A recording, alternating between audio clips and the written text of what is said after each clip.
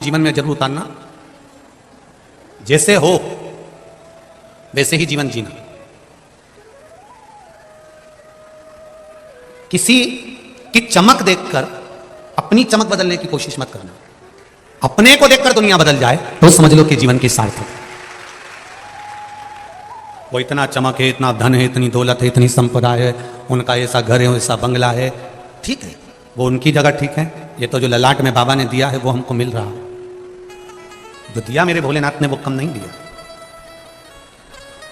बहुत सारा पैसा दे दे मेरे भोलेनाथ और साथ में रोग दे दे, बीमारी दे दे तो कैसा रहेगा बोलो तो? जमकेगा? पैसा किसी काम का है नहीं। फिर तो 2 रोटी दे, अच्छे से दे, और अपन पेट भर कर वो 2 रोटी आराम से खाएं और वो खाया हुआ भी हमारा पच जाए और अपनी जिंदगी खुश होकर जी लें। इससे बढ़कर कोई सुकून नहीं जीवन का।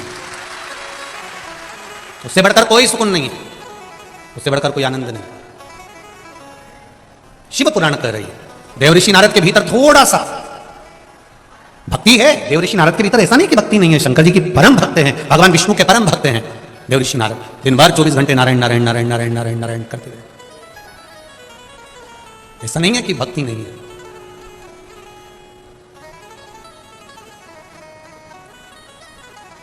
देवऋषि नारद के भीतर भक्ति तो है, भगवान विष्णु की भक्ति है, पर देवऋषि नारद को यह ज्ञात नहीं है कि भक्ति करो मना नहीं है, पर किसी को नीचा दिखाने का प्रयास मत करो। भजन करने की मना नहीं है, पर किसी को नीचा दिखाकर अगर भजन कर रहे हो तो उसका कोई मतलब नहीं।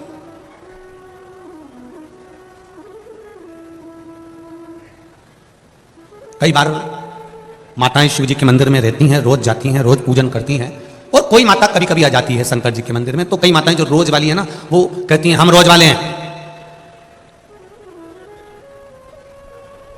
पहले हम पूजन करेंगे। ठीक है, जो कभी कभी आ रहा है, रोज वाले को निवेदन है कि ये तो केवल थोड़ा सा समय निकालकर, वो भी ना जाने किसने किया होगा, तब जाकर ये मंदिर पहुंचा होगा, तो तू पहले जल चढ़ा ले, उसके बाद अपन चढ़ा लेंगे, जा, कोई बात नहीं। पर कई लोगों की आदत रहती है, जब तक वो 2-4 को पूछते नहीं है, धक्का मक्का नहीं दें, तब तक वो प्रवेश करते ही नहीं है। 2-4-8 को जब तक वो हिला डुला नहीं देना, तब तक प्रवेश करना बड़ा कठिन है, बहुत कठिन।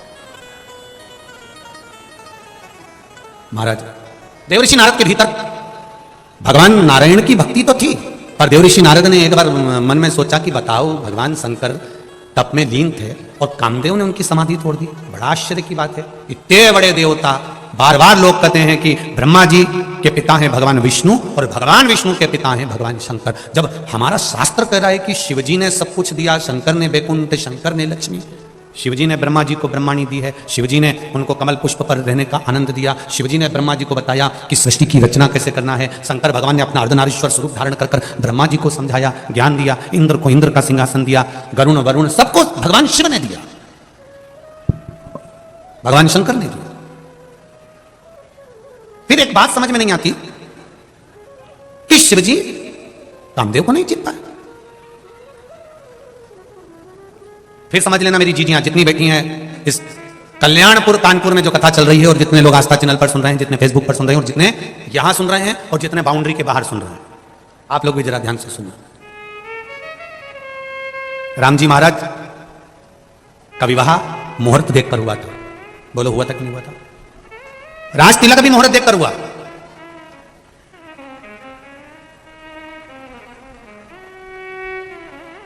सती मैया का विवाह भगवान शंकर के साथ हुआ, पर सती मैया जलकर भस्म होती हैं, राम जी को वन जाना पड़ता है, राज सिंहासन छोड़कर सीता जी को भी वन वन डोलना पड़ता है। तो किसी ने एक प्रश्न किया कि ये क्यों हुआ, आखिर कारण क्या है, किस कारण से? स्वयं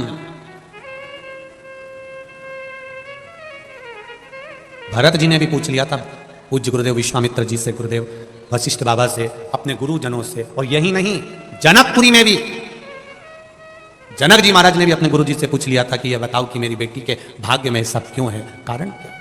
कहा सुना हूं भरत भावी प्रबल, ये जो भाग्य में जो लिखा है, चाहे तुम देवता बनकर भी जन्म लोगे तो तुमको भोगना तो पड़ेगा।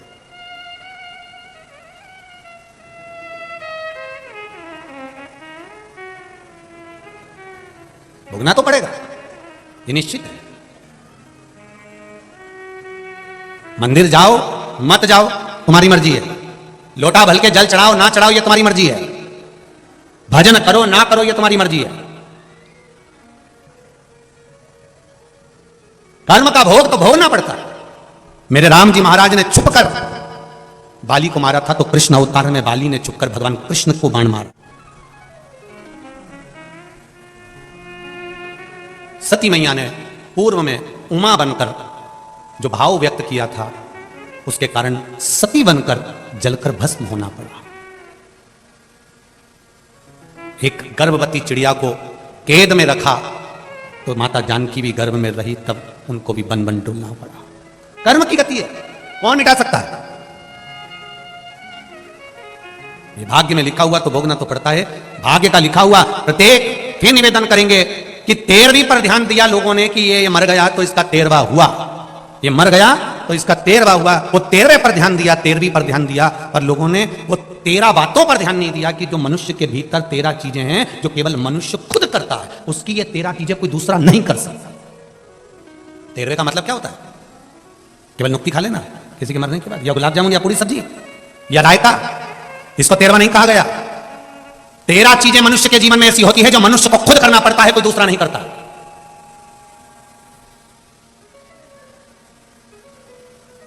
इसलिए मरने के बाद 13वें का महत्व आता है, इसलिए मरने के बाद 12वें का महत्व आता है।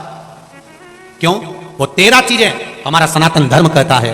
पहला, भोजन मनुष्य को खुद करना पड़ता है। दूसरा, खा के बैठ जाएगा और तू उसका हाथ पकड़ ले तो तेरे शरीर में नहीं आएगा। बोलो री जी सही है? अगर ऐसा होता तो आज शादी में सबसे ज्यादा बचत होती। पति तुम्हारा समोसा खाता, तुम सिर पे पल्लू लेके उसको टच करके घूमती। एक प्लेट का भोजन बच गया कि नहीं बच गया? सवेरे पत्नी चाय पीती, पति उसको टच कर लेता, पी ले तू पी ले, मैं तुझे टच करा। बचता कि नहीं बचता? सनातन धर्म में 13वें के महत्व को समझो कि किसी के मरने के बाद 13वां क्यों होता है, किसी के मरने के बाद 12वां क्यों होता है। उस 13वां के 13 चीजें हमारे सनातन धर्म ने दी है कि ये 13 मनुष्य खुद करे तो फायदा है, दूसरा नहीं कर सकता। पहले नंबर पर भोजन स्वयं को करना पड़ता है, दूसरे नंबर पर प्यास पानी खुद को पीना पड़ता है। पड़ोसी पानी पिएगा तो तुमको तृप्ति नहीं मिलेगी। तीसरे नंबर पर है खांसी। अब तुम्हें खांसी आ रही है, तुम पड़ोसन से तू खांस ले, खांस, पड़ोसन खांस लेगी तो तेरी खांसी ठीक हो जाएगी? नहीं, खांसना भी खुद को पड़ता है।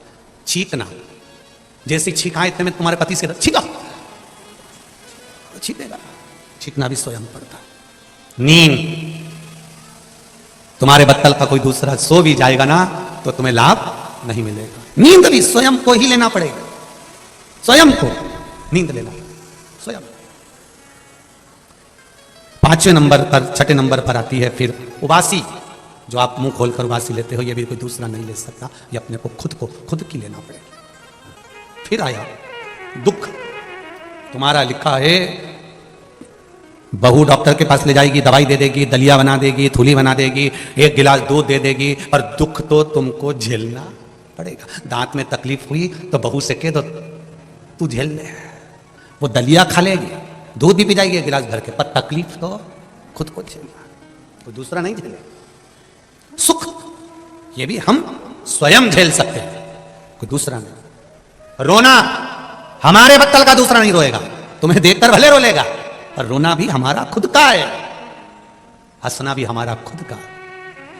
11वें नंबर पर है नित्य क्रिया, प्रातः के समय की, वह भी हमारी खुद की, कोई दूसरा नहीं कर सकता। फिर है पीड़ा सहन करना। अपनी पीड़ा को अपन स्वयं सह सकते हैं, कोई दूसरा नहीं सह सकता। आप कह दो, आप किसी को बोल सकते हो मुझे ये पीड़ा हो रही है, आप किसी को कह सकते हो मुझे ये दुख है, मुझे ये तकलीफ है, मुझे ये कष्ट है, पर पीड़ा सहना आपको ही पड़ेगी, कोई दूसरा नहीं सह सकता। फिर 13वें नंबर पर आया है भजन। आपका भजन आपको खुद करना पड़ेगा, कोई दूसरा नहीं कर सकता। आपके हिस्से का आपको ही करना। ये 13 मनुष्य के कर्म हैं जो मनुष्य को खुद करना पड़ते हैं, कोई दूसरा नहीं करता। जब मनुष्य ये 13 में से 12 जैसे आपने अपने लिए करा है, उसी तरह 13वें नंबर का भजन भी आपको खुद को अपने लिए करना पड़ेगा। कोई कह दे कि साहब वो दादाजी मर गए और उनके निमित्त से हमने पंडित जी को भोजन कराया, पंडित जी भोजन कर लेंगे, मना नहीं है, पंडित जी को भोजन करने में मना नहीं, ब्राह्मण भोजन कर लेगा, मना नहीं है, पर निवेदन है, भोजन करने की मना नहीं है, उसके निमित्त के भोजन करने की मना नहीं। पर जीते जी अपने द्वारा किया हुआ कर्म का भोग अपने को भोगना है, स्वयं के लिए। 13वें नंबर का है भजन, जो स्वयं को करना पड़ेगा, स्वयं के लिए। एक एक बहन जी ने लिखा है,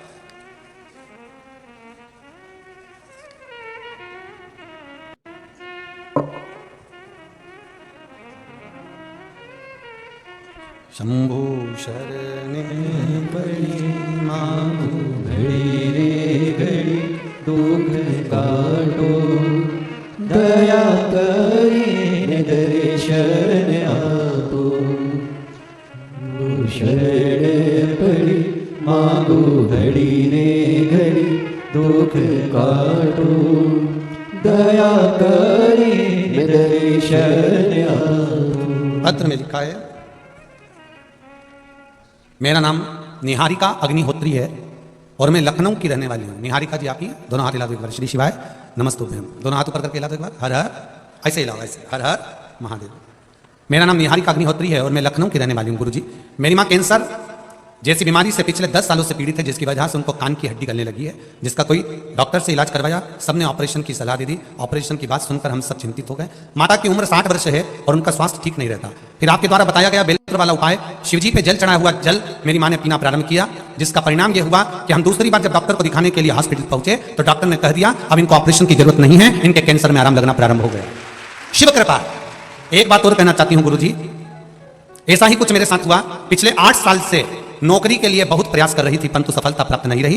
गुरुजी, मेरी भगवान के प्रति इतनी आस्था भी नहीं थी। मेरी माँ आपकी कथा सुनती थी, मैं कभी आपकी कथा पर स्मरण नहीं करती थी और ना मैं कहीं मंदिर जाती थी। उन्होंने ही मुझे कथा सुनने के लिए कहा और मैंने एक बार एकांत में बैठी थी तो मैंने सोचा जरा सियोर वाला महाराज को सुनूं तो सही। आपके द्वारा कही हुई कथा को मैंने सुनना प्रारंभ करा, मुझ पर थोड़ा सा प्रभाव पड़ा और मैं अंदर ही अंदर भोले बाबा से प्रार्थना करने लगी। मंदिर जाने में थोड़ी शर्म सी आती थी, नहीं जाती थी, पर शिव जी को दिल से मानने लगी। कथा सुनकर आस्था जगी और मैंने प्रतिदिन भोले बाबा पर फिर मन करा। पहली बार लोटा उठाया, पानी लेकर शिव जी के मंदिर गई और बाबा से प्रार्थना कर आई। सियोर वाला महाराज कहता है जो मांगो वो मिलता है, 3 महीने में आप देते हो, ऐसा मैंने सुना है। बाबा को कहकर 1 लोटा पानी चढ़ाया। मेरी नौकरी के लिए मैं बहुत सालों से अप्लाई कर रही हूं पर मेरी नौकरी नहीं लगी है। बाबा आप कुछ कृपा करो, मेरी गवर्नमेंट जॉब लगे, ऐसी कृपा कर दीजिए। 3 महीने हुए गुरुजी, तीसरे महीने आखिरी लोटा जल में शिव जी को चढ़ा रही थी और बाबा ने मुझे पुलिस विभाग में नौकरी प्रदान कर दी। मैं बाबा को धोख लगाने के लिए आई। ये शिव है, बेटी बहन, श्री शिवाय नमस्तुभ्यम। शंकर की उदारता, शिव की करुणा, यही कहते हैं। आप हृदय से, चित्त से, मन से उसको रिझाओ, उससे कहो। आपकी भक्ति, आपका विश्वास। एक मां, किसी ने पत्र लिखा है, 16 साल के बाद संतान हुई है। कहां बैठी है वो? पत्र ढूंढना पड़ेगा मेरे को, आप हाथ हिला दो।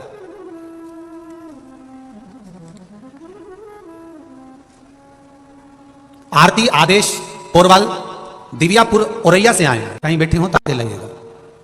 अच्छा वहां है, ठीक है, दोनों हाथ हिला दो एक बार। श्री शिवाय नमस्तुभ्यम, दिख गए हो, श्री शिवाय नमस्तुभ्यम। दंडवत प्रणाम भोलेनाथ जी के चरणों में। गुरुदेव मेरी शादी को 16 साल हो गए थे, मुझे कोई संतान नहीं हुई। मैंने बहुत इलाज कराया लेकिन कुछ नहीं।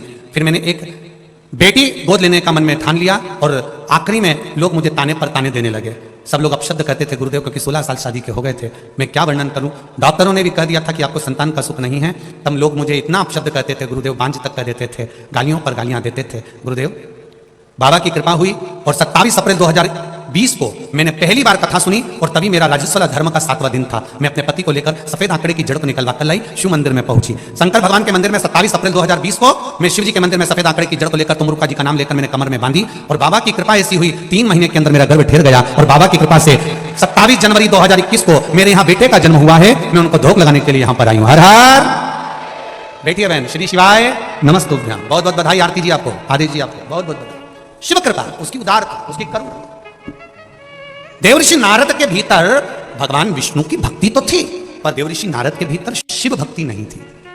उन्होंने कहा बताओ देवऋषि नारद मन में सोचते हैं काम को जीत नहीं पाए, काम से हार गए, कामदेव ने इनकी समाधि तोड़ दी। थोड़ा सा अहम भक्ति का प्रकट हो गया, थोड़ा सा। हम आप लोगों से एक बात कहे पहले, आज फिर कहते हैं, तुम भजन करना अहंकार को छोड़कर। जब कथा सुनने के लिए जाओ, जिस जगह पर कथा सुनने बैठो, घर के लोगों को कहकर जाना कि मैं 2.5 घंटा 3 घंटा की कथा है, 2 बजे से 5 बजे तक चलेगी। 5 बजे जब आरती होगी तब भूमि को नमन कर कर प्रणाम कर कर तब मैं अपने घर पर आऊंगी, क्योंकि मैंने सुना है जब मेहमान जाते हैं तो जाते जाते कुछ रुपया घर के हाथ में, बच्चों के हाथ में दे जाते हैं। मेरा भोलेनाथ रोज कथा के विराम में मुझे कुछ ना कुछ देगा जरूर। जब कथा का विराम होता है, रोज प्रतिदिन आप कथा सुनने के बाद अपने घर को जाते हैं, 5 बजे जब कथा छूटती है और आप अपने घर के लिए निकलते हो, तो ये आपके भीतर ये भाव होता है कि जैसे मेहमान जाते जाते कुछ देते हैं, मेरा भोलेनाथ रोज प्रतिदिन विराम पर कुछ ना कुछ मेरे जीवन में जरूर देकर जाएगा। ये मेरा विश्वास करता है, मुझे खाली नहीं छोड़ेगा, वो देगा जरूर। भक्ति और मुक्ति का साधन है शिव। नारद जी के भीतर अहंकार प्रकट हो गया, देवर्षि नारद के भीतर अभिमान आ गया कि मैं भगवान विष्णु का भजन करता हूं, मैं कामदेव को जीत सकता हूं और शंकर भगवान नहीं जीते, शिव जी नहीं जीत पाए। इतना अहंकार, इतना अभिमान उसके भीतर जागृत हो गया, शिव नहीं जीते। आपको कौन समझाए कि शंकर भगवान कामदेव को देखकर नेत्र क्यों खोले हैं? क्योंकि शंकर भगवान सती के पति हैं, कामदेव रति के पति हैं। बोलो री जी, सही है कि गलत है? सही है ना? शिव सती के पति, कामदेव रति के पति। सती और रति एक ही पिता की बेटी है। कामदेव के साड़ू भाई कौन है? बोलते जाओ जरा जम के बोलो। शंकर भगवान। शंकर भगवान के साड़ू भाई कौन है? कामदेव, क्योंकि रति सती दोनों बहन है। इतने सारे देवताओं ने आकर समाधि तोड़ी, शिव जी ने नेत्र नहीं खोला, पर कामदेव आया, शंकर भगवान को नेत्र खोलना पड़ा। उसका कारण केवल इतना सा है कि तुम दुकान पर 24 घंटे बैठो, मना नहीं है, और पत्नी कहती है कि मेरे रिश्तेदार आए तो 5 मिनट आके मिलो तो। बोलो सही है कि गलत है? और अगर पत्नी की बहन आई, उसका पति आया, बहन का पति, और तुम दुकान छोड़ के नहीं आए, मत छोड़ो, फिर वो तुम्हें नहीं छोड़ेगी, मत छोड़ो। कामदेव कौन है? सती मैया की बहन के पति। अभी तक जो आए थे वो शंकर जी के रिश्तेदार नहीं थे, पर अब जो आया है कामदेव, वो शिव का साड़ू भाई आया, भगवान शंकर के रिश्तेदार है। और अब रिश्तेदार आए तो कुछ ना कुछ 2 मिनट तो बात तो करना पड़ेगा ना, कि कोई आया है तो। नारद जी को कौन समझाए, क्योंकि नारद तेरी शादी नहीं हुई, अगर तेरी शादी हो जाती तब समझ में आता कि रिश्तेदारी कैसे निभाई जाती है। हमसे पूछो कि रिश्तेदारी कैसे निभाई जाए। शंकर भगवान ने नेत्र इसलिए खोले क्योंकि सामने कामदेव खड़ा था, अपना रिश्तेदार खड़ा है, तो कम से कम हेलो हाय तो करना ही पड़ेगा, थोड़ा राम राम श्याम श्याम तो करना पड़ेगा। अब यही इतने सारे कार्यकर्ता खड़े हो जाते हैं। अब ये प्रशासनिक जो लोग खड़े हैं, पुलिस वाले भाई लोग जितने खड़े हैं, प्रशासन वाले, कई आदि टीआई भी खड़े हुए हैं, कोई भी सीएसपी भी खड़े हैं, कोई खड़े, तो ये थोड़ी ना पहचानते कि तुम्हारे रिश्तेदार है। वो तो तुम आके कहते हमारी काकी है, तो फिर इतने में भाई प्रशासन आदि के लोग, उनको तो नियम निभाना है, उनको तो संयम रखना है, उनको तो सेफ्टी रखना है। और केवल एक अकेले की सेफ्टी नहीं, आप सबका ध्यान उनको रखना है, तो उनको तो समझना पड़ेगा ना कि भाई कोई भी आए, कथा के पहले आओ या कथा के बाद आओ, पहले कैसे आ गए तुम, बीच में क्यों उपद्रव मचा रहे हो, क्यों चिल्ला रहे हो, तो ये शक्ति तो इनको रखना पड़ेगी। भले तुम कार्यकर्ता क्यों ना हो, उनको थोड़ा नियम धर्म तो संयम तो रखना पड़ेगा। एक पत्र लिखा है जी ने कि गुरुजी वो बहुत दूर गाड़ियां रुक रही है और हम यहां तक पैदल आ रहे हैं, तो मेरा जीजियों से निवेदन है, कौन मना कर रहा है कि तुम पैदल आओ, समिति वालों से कहो 4 ई-रिक्शा चलाओ, वहां से बूढ़ों को लेकर यहां तक आओ, उसमें कौन सी दिक्कत है। पर प्रशासन अगर रोक रही है बाहर, इसलिए रोक रही है कि घटना ना घटे, ट्रैफिक जाम ना हो, कष्ट, और आप तो फिर भी ठीक हो जो केवल कॉलोनी से यहां तक अंदर आ रही हो। और जगह कथा होती है तो 4 से 5 किलोमीटर तक लोग सिर पे बैग रख रख कर पैदल चलते चलते शिव महापुराण तक पहुंचते हैं। ये तो फिर भी यहाँ के प्रशासन को धन्यवाद दूंगा मैं, पुलिस प्रशासन को, जिन्होंने सही तरह से इसको साथ रखा। मना नहीं है, थोड़ा सा नियम अपने को भी बनाना पड़ेगा, थोड़ा अपने को भी साधना पड़ेगा, तब तो कार्यक्रम सफल होगा। मम्मी क्यों डांटती है बच्चों को? नहीं डांट, बच्चों को क्यों डांटती है? बच्चा बिगड़े ना, काम ना बिगाड़े, कुछ गलती ना हो। उसी तरह अपने को, चाहे समिति हो चाहे प्रशासन हो, सबको साथ लेकर इस कार्य को पूर्ण करना है, आनंद के साथ। और बहुत मैं समिति को भी कहूंगा और प्रशासन को भी कहूंगा, बहुत अच्छे श्रोता बहन भाई कथा सुनने आ रहे, एकदम साइलेंट रहकर कथा सुनते हैं, धन्य है। जब हम यहाँ आ रहे थे कानपुर तो किसी ने कहा था वहां तो बहुत कथा होती है, लोग अपनी मस्ती में लगे रहते थे, कथा माता कोई नहीं सुनता।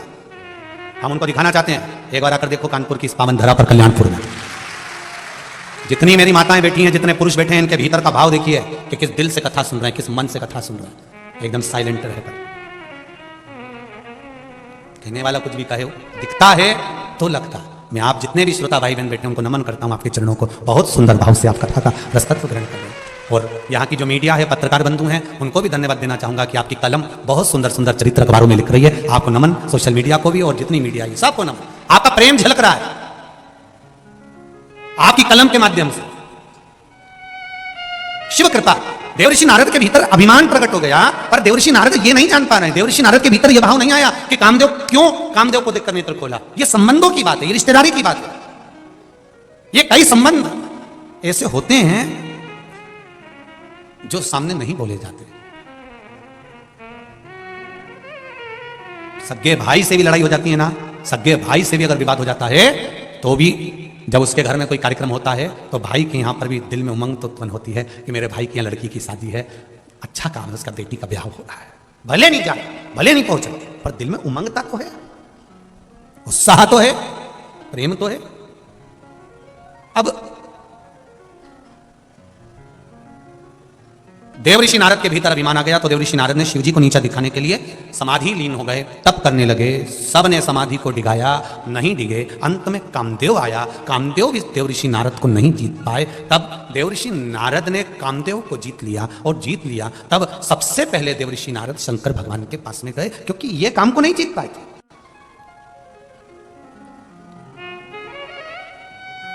इन्होंने कामदेव को नहीं जीता था। आप उन्नति की सीढ़ी पर आगे बढ़ रहे हो, आप उन्नति की सीढ़ी पर अग्रण्य बढ़ रहे हो, मना नहीं, खूब बढ़ो, पर किसी को नीचा दिखाकर नहीं, किसी को अपशब्द बोलकर नहीं, किसी को ताने देकर नहीं।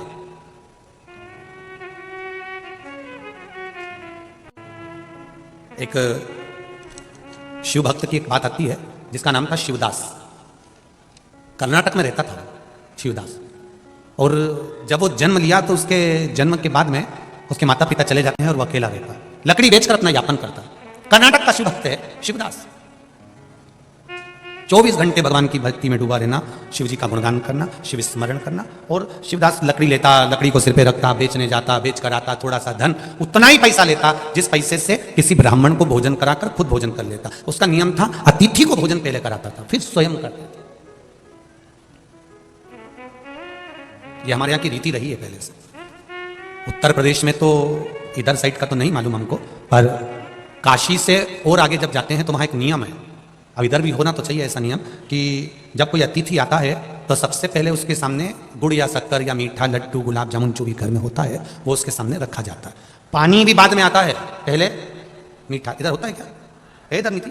बहुत बहुत धन्यवाद आपको, आप पूर्वजों की रीति को निभा रहे हैं। इसके लिए मिठाई पहले लाकर रखी जाती है, किसके सामने? जो अतिथि आया उसके सामने। और जरूरी नहीं है कि आप लड्डू रखिए, जरूरी नहीं है कि 56 भोग रखिए, जरूरी नहीं कि आप बहुत सारा पकवान रख दीजिए। जरूरी यह है कि जो आया है उसका मुख झूठा हो जाए, और जो लड्डू या शक्कर या गुड़ रखा है वो प्लेट झूठी हो जाए। प्लेट झूठी होने से क्या होगा? ये झूठी प्लेट जब हमारे अंदर जाएगी और अंदर पहुंचेगी तो अतिथि के मुख झूठे करने से ये झूठी प्लेट जब अंदर जाएगी तो हमारे घर का जो दरिद्रता है उसको बाहर ले जाएगी, इसलिए उस प्लेट को अंदर ले जाएगी।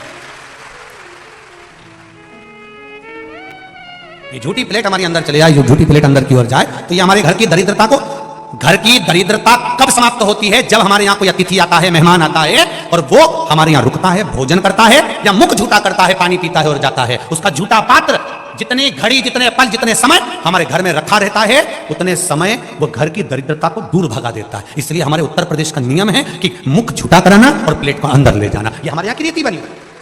इसलिए कहते अतिथि देवो भव, अतिथि देव सम्मान हम क्यों करें? दरिद्रता को दूर भगाना। अब कितना अंतर है जरा ध्यान रखना। खुद के झूठे बर्तन 2 घंटे 4 घंटे तुम्हारे यहां पड़े हैं तो दरिद्रता प्रवेश कर रही है। जरा अच्छे से सुन लेना रे उत्तर प्रदेश वाले, कानपुर वाले थोड़ा ध्यान लगाकर सुनना, जितने लोग आस्था चैनल पर सुन रहे हैं, जितने फेसबुक यूट्यूब पर सुन रहे हैं वो भी सुन लीजिएगा। खुद के झूठे बर्तन घर के अंदर 4 घंटा 5 घंटा पड़े हैं तो दरिद्रता को निमंत्रण दे रहे हैं, दरिद्रता को घर में बुला रहे हैं। और अतिथि का झूठा बर्तन घर में पड़ा है तो दरिद्रता को बाहर भगा रहे हैं। जरा समझ लीजिए अच्छे से। खुद का बर्तन, झूठा बर्तन जल्दी मांज देना चाहिए, जल्दी साफ करके रख देना चाहिए। बर्तन वाली नहीं भी आई ना, और बर्तन पड़ा हुआ है ना, बर्तन मांजने वाली नहीं आई है, तो घर की बहू बेटी का यह फर्ज बनता है कि झूठे बर्तन पर आधा बाल्टी पानी लेकर, 2 डब्बा पानी लेकर, 1 भगोनी पानी लेकर सारे झूठे बर्तन पर पानी छींट दो। पर झूठे बर्तन पर पानी होना जरूरी है। भले बर्तन वाली आएगी, वो 4 घंटे बाद आए, 8 घंटे बाद आए, वो बर्तन मांज देगी, पर उस बर्तन पर पानी पड़ जाना चाहिए। क्यों? घर में 1 रुपया आएगा, 1.25 रुपया खर्च होगा। एक व्यक्ति की तबीयत खराब होगी, दूसरा ठीक होगा, तीसरे की तबीयत खराब होगी, चौथा ठीक होगा, 5वें की तबीयत खराब होगी, छठा ठीक होगा। और जरा जरा सी बात में अगर विवाद हो रहा है, पानी ढुल गया तो विवाद, पलंग का कुछ काम हो गया तो विवाद, एक कटोरी गिर गई तो उसके पीछे विवाद। ये उसी के घर में होता है जिसके घर में खुद के झूठे बर्तन 2 या 3 घंटे तक पड़े रहते हैं। उसके घर में ये तीनों चीज जरूर होगी, ये निश्चित है। कोई ना कोई बीमार जरूर पड़ा रहेगा। 1 रुपया कमाओगे 100 रुपए खर्च जरूर होगा, घर में पैसा नहीं दिखेगा, टिकेगा नहीं, चाहे कितना भी 4 जगह से कमा ले तो भी घर में पैसा नहीं दिखेगा। और तीसरे नंबर पर घर में जरा जरा सी बात में खट्टर पटर होगी। समझ लो कि तुम्हारे झूठे बर्तन तुम्हारे घर में 3 घंटा या 2 घंटा या 2.5 घंटे से ज्यादा पड़ा हुआ है, तो उसका एक ही साधन हो सकता है, झूठे बर्तन पर घर में से 1 जग पानी भरो और भले बर्तन वाली 6 घंटे बाद आए, मना नहीं, पर झूठे बर्तन पर थोड़ा पानी छीट दो। उससे क्या होगा, आपकी तरफ से वो झूठन को समाप्त कर दिया गया है, फिर आपको वो दोष नहीं लगता, ये निश्चित है, फिर दोष नहीं लगेगा। फिर वो बर्तन वाली 4 घंटे में आए, 6 घंटे में आए, 8 घंटे में आए, कोई दिक्कत। पर हमने पानी पिया पटक दिया, हमने खाया पटक दिया, पोया खाया पटक दिया, चम्मच पटक दिया, गिलास पटक दिया, पूछो क्यों पड़ा है, तो बर्तन वाली आएगी तो पानी तो थोड़ा सा डाल दो उस पर, थोड़ा झूठा, नहीं तो तुम्हारी आपस में विवाद होगा, तुम्हारी आपस में झगड़ा होगा, तुम ही आपस में सुखी से नहीं रह पाओगे, शांति से नहीं रह सकोगे। उसको थोड़ा समझो तो कि हमारा विज्ञान क्या करे, हमारा शास्त्र क्या करे। झूठा बात पर उठा कर एक साइड। महाराज देव ऋषि नारद शिव जी के पास में पहुंच गए, भगवान शंकर के पास में जाते से ही देव ऋषि नारद जी ने कहा, आप कामदेव को नहीं जीत पाए पर मैंने कामदेव को जीत लिया है, कामदेव को मैंने जीता है। आप नहीं जीते, आपने कामदेव को नहीं जीता पर मैंने जीता। जैसे ही सुना कामदेव को मैंने जीता, शिव जी ने अपने गले की रुद्राक्ष की माला उतार कर देव ऋषि नारद के गले में पहना दी और कहा, नारद जी आप बैठो, तो इतना बड़ा काम आपने करा है, कम से कम बैठो तो। देव ऋषि नारद बोले, मुझे दूसरी जगह जाना है, इतना मेरे पास में समय नहीं है। रुद्राक्ष की माला पहनकर जब जाने लगे, शंकर भगवान ने हाथ जोड़कर कहा, आपने जो कहा ये बात अब आप किसी को मत कहना कि शंकर भगवान कामदेव को नहीं जीत पाए और मैंने जीता, ये बात किसी को मत कहो। जनता को तो वैसे मालूम पड़ जाता है कि मैंने जीता, किसी को बोलने से क्या फायदा, किसी को बताने से क्या फायदा। क्यों बोले? नहीं माने नारद जी। नारद जी चल दिए, सीधे देव ऋषि नारद पहुंचे भगवान विष्णु के पास में, भगवान नारायण के पास में। कहानी से सुनने के बाद भी देव ऋषि नारद सीधे भगवान विष्णु के यहाँ जाकर भगवान नारायण के पास खड़े होकर उन्होंने कह दिया, जिस कामदेव को शंकर भगवान नहीं जीत पाए उस कामदेव को मैंने जीता है। ये शब्द जब नारायण के कानों में गया तो नारायण की आंख से अश्रु बह गया, आंख से आंसू बहने लगा। देखिए जरा, स्मरण करिएगा थोड़ा सा, शिव जी के शब्द को सुनकर, देवऋषि नारद के वचन को सुनकर, शंकर भगवान की वाणी के शब्द को सुनकर, देवऋषि नारद के शब्द को सुनकर रोने लगे भगवान विष्णु। लक्ष्मी जी ने पूछा, तुम क्यों रो रहे हो? तो कि नारद जी का अहंकार झलक गया, देवऋषि नारद का अभिमान झलक गया। यह अभिमान ठीक नहीं है नारद जी। निंदा करने वाला और निंदा सुनने वाला, ये दोनों महापापी होते हैं। इस नारद को तो निंदा करने के कारण से शंकर जी की निंदा करी है, इसलिए बंदर का मुंह लगेगा, पर मैंने निंदा इन कानों से सुनी है, इसलिए मुझे घोड़े का मुंह लगेगा। भगवान विष्णु को घोड़े का मुख लगा था, हयग्रीव अवतार हुआ था भगवान का, केवल निंदा सुनने के कारण। जितने भी लोग कथा सुन रहे हैं बड़े ध्यान से सुनना, शिव जी की कभी निंदा नहीं करना और ना कभी निंदा सुनना। अगर कोई निंदा करे तो उठकर चले जाओ वहां से, हमें नहीं सुनना। हम शंकर की निंदा नहीं सुन सकते, तुम्हें करना करो, भगवान ने तुम्हें बनाया ही निंदा करने के लिए। जब निंदा करने वाला निंदा करना नहीं छोड़ सकता तो अपन अपना काम कैसे छोड़ दो कि हम निंदा सुनते ही नहीं है, तो हम कैसे सुन ले? जब तू करना नहीं छोड़ रहा तो हम सुनना कैसे छोड़? हमें नहीं सुनना, हम नहीं सुन सकते, हमें नहीं श्रवण करना। भगवान विष्णु ने कहा, नारद जी तुम्हारा अभिमान। देव ऋषि नारद जी ने कहा, मैंने कामदेव को जीता और आपने मुझे बैठने का नहीं कहा। भगवान कहते बैठने का कैसे कहते? शंकर भगवान ने तुम्हें बैठने के लिए जगह दी, तुम नहीं बैठे। तुम्हें बैठने की जब जगह मिली तो तुम नहीं बैठे, और तुम मेरे यहां आकर कहते हो कि बैठ जाओ। ये दुनिया के लोग दो मुंहा बातें करते हैं। किसी गरीब के घर में अगर शादी में जाएंगे और माता पूजन में या कोई कार्य में 2 घंटा लेट भी हो गया तो किसी के मुख से आवाज नहीं आती, और किसी पैसे वाले के यहाँ शादी में जाएंगे और मैं 2-3 घंटा लेट भी हो गया, गरीब के यहाँ होगी तो तुरंत कहेंगे टाइम लग गया, इतना समय हो गया, ये समय बोला था, ये समय बोला था।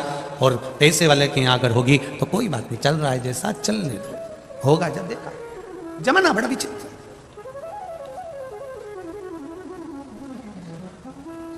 धन के साथी हजारों हैं, जब धन ही नहीं तो, जम के तो बोलो जरा, धन ही नहीं तो सुख के साथी हैं, जब सुख ही नहीं तो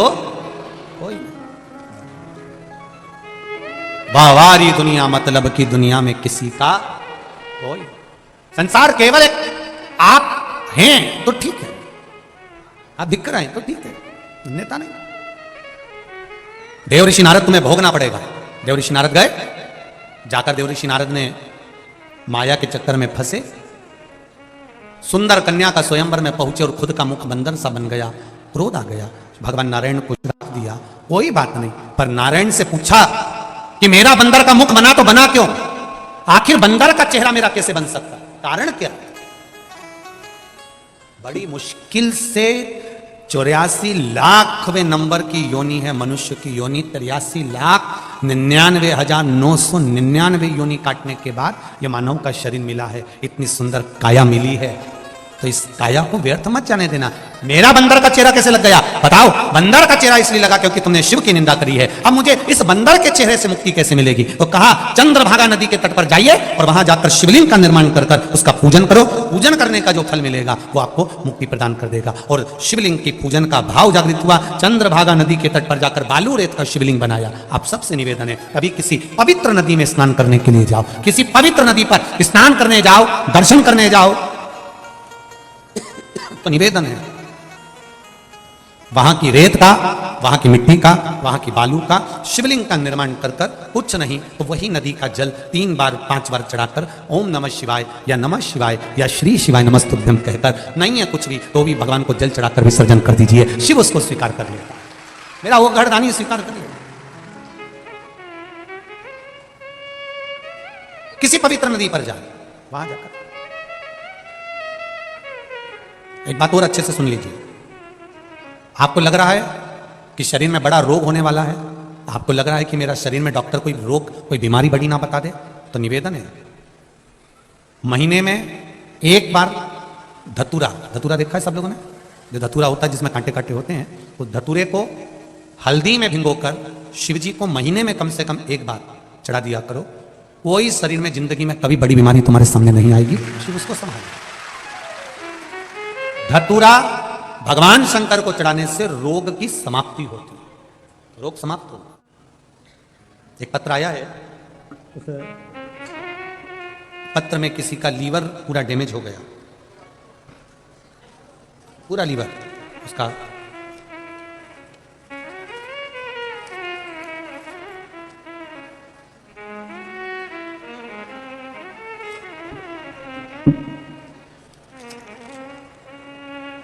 शंभु शरणे पड़ी मांगू घड़ी रे घड़ी, दुख काटो दया करे दर्शन आपो।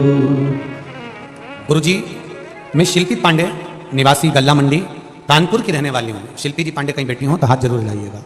शिल्पी पांडे जहाँ भी बैठी हो दोनों हाथ अवश्य हिलाएं। कहीं बैठी हैं? इस तरह से हाथ हिलाओ तो दिख जाओगी शिल्पी जी। अच्छा पीछे हो क्या? ठीक है ठीक है। मैं शिल्पी जी पांडे गल्ला मंडी कानपुर की रहने वाली हूँ। गुरुजी, मेरे मौसा जी की अचानक बहुत हालत खराब हो गई और उनको हॉस्पिटल में एडमिट करना पड़ा, जिससे जांच के बाद मुझे पता चला कि उनकी किडनी में इन्फेक्शन है। फिर उनको 2 हॉस्पिटल से जवाब हो गया। फिर गुरुजी तीसरे हॉस्पिटल मरियमपुर में ले गए, उन्हें आईसीयू में रखा गया और हम हर 2 दिन में डायलिसिस प्रारंभ हो गया। 2 दिन के अंदर अंदर उनको डायलिसिस होने लगा। डॉक्टर ने कह दिया अब इनको आप भले ले जाएंगे परंतु इनका डायलिसिस चलता रहेगा। फिर भी इनकी हालत नहीं सुधरी, डायलिसिस चलता रहा, हालत बिगड़ती जा रही थी। फिर कुछ भी मेरे पड़ोसी के पास कुबेरेश्वर धाम का रुद्राक्ष रखा हुआ था। हमारे पड़ोसी सीहोर गए थे, वहां से कुबेरेश्वर धाम का रुद्राक्ष लाए थे। उस रुद्राक्ष को हमने पानी में गलाया, शिवजी को चढ़ाया, उनसे मांगकर जल ले जाकर रोज आईसीयू के अंदर कुछ भी खिलाना ले जाना मना था। तब हम अपना रुमाल उस रुद्राक्ष के जल में गीला कर ले जाते थे और वो जल उनके होठ पर रुमाल फेर कर आ जाते थे। गुरुदेव बाबा की ऐसी कृपा हुई कि मेरे मौसा जी आईसीयू से भी बाहर हो गए और डायलिसिस भी बंद हो गया। शिव जी की कृपा इसको कहते हैं। मेरा नाम शिल्पी पांडे है, मैं निवासी गल्ला मंडी कानपुर की रहने वाली हूँ। एक लाइन बड़ी सुंदर शिल्पी जी आपने लिखी, बाबा तेरे ही भरोसे मेरा पूरा परिवार है, शिव की कृपा ऐसी होती है। ये शिल्पी पांडे का पत्र। बैठिए शिल्पी जी। श्री शिवाय नमस्ते। शिव कृपा, शंकर की उदारता, उसकी करुणा, उसकी दया। डायलिसिस भी नहीं चल रहा है। शिव को चढ़ाया गया जल, उस जल का आचमन हमें सुख देता है। क्या देगा वो तो वो जानता है। आप लोग तो 7 दिन की कथा सुनो, 7 दिन के बाद में जब कथा विराम हो तो उससे 3 महीना बाबा से जो तुमने बोला है दिल से अगर सुनी होगी और दिल से अगर बोला होगा तो वो दिल से देगा भी निश्चित है। आप तो सुनो दिल से श्रवण करो अविरल भक्ति के साथ। नारद जी कर रहे मेरी गति, चंद्रभागा नदी के तट पर शिवलिंग का निर्माण करना, उसका पूजन करना, तब जाकर देवऋषि नारद का सही स्वरूप आना, शिव जी को स्वयं आकर दर्शन देना। कह दिया नारद निंदा से थोड़ा सा दूर रहो, सब निंदा चल सकती है पर शंकर की निंदा ना तो सुनी जाए और ना करी जाए। अगर कोई फेसबुक, यूट्यूब, व्हाट्सअप काय पर भी अगर कोई शंकर जी के प्रति गलत पोस्ट भी कर दे तो उसको वहीं की वहीं या तो डिलीट कर दो या आप वहां से बाहर निकल जाओ। जवाब देना है तो इतना जरूर दे दो कि भाई तू पहचानता नहीं, जानता नहीं तो क्यों शिव निंदा में लगा हुआ है। शंकर की आराधना करो, निंदा नहीं करो। शिव करो शंकर की आराधना।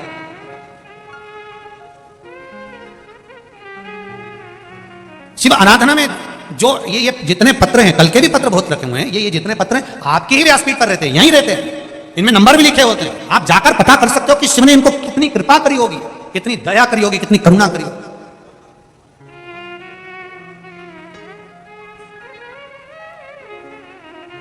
यहां यूपी में, उत्तर प्रदेश में, अभी काशी में कथा हुई, उसके बाद में ये कथा उत्तर प्रदेश की ये कल्याणपुर कानपुर में हो रही है। हमारा तो यहाँ पर ज़्यादा आना जाना भी नहीं होता, हमने पहले भी कहा। यहाँ किसी से ये प्रशासन के लोग भी रहते हैं और कार्यकर्ता भी रहते हैं, हम लोग मिलते भी नहीं, हम व्यासपीठ से करते हैं, हम किसी से ज़्यादा मिलते नहीं। अपना भजन करना, मंत्रमाला जपना, नाम जाप करना, जो जजमान परिवार उन कथा में बैठे हैं और आप सब लोग जो कथा में आए हैं, बाबा आप सबका कल्याण करे, उसके लिए श्री शिवाय नमस्तुभ्यं हम दिन भर जपो, भजन करना, कथा का समय हो कथा करना और भगवत भक्ति में लगना। आप ना तो ज़्यादा मिलना का कोई क्रम होता है, ना कोई मिलना है आप लोगों से, तो हम तो इतना कहते हैं आप हमसे मिलने की जगह प्रयास करो कि मेरा देव अधिदेव महादेव से मिलन हो, बस इतना प्रयास करो, कोई आस।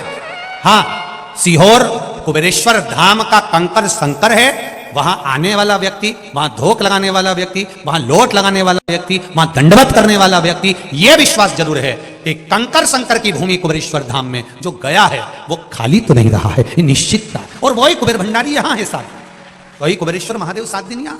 आपकी भक्ति प्रबल हो। देवऋषि नारद भगवती स्मरण में डूबे, ब्रह्मा विष्णु महेश की आराधना स्वयं देवऋषि नारद ने कहा, शिवजी मैंने आपका अकेले का दर्शन करा तो मेरे नारायण और ब्रह्मा का भी दर्शन करना है। ब्रह्मा विष्णु महेश तीनों पधार रहे हैं। जो